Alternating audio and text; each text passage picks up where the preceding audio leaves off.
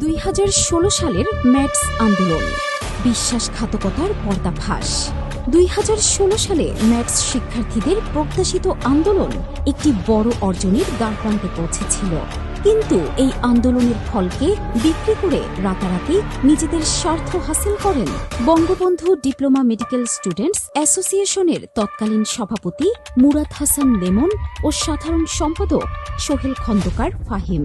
শিক্ষার্থীদের সংগ্রামকে পুঁজি করে তারা নিজেদের প্রতিষ্ঠানের মালিক বনে যান, অথচ ডিএমএফ শিক্ষার্থীদের কাছ থেকে সংগ্রহ করা লক্ষ লক্ষ টাকার কোনো সঠিক হিসাব আজও তারা দেয়নি। যখনই এই টাকার হিসাব চাওয়া হয়, তখনই তাদের আসল রূপ প্রকাশ পায়।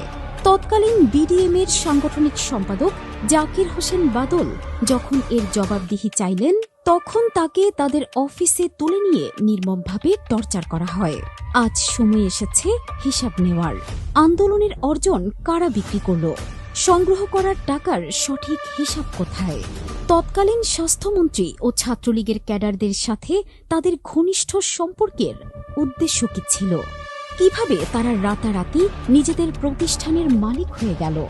এই বিশ্বাসঘাতকতার হিসাব দিতে হবে। সময় এসেছে সত্য প্রকাশের।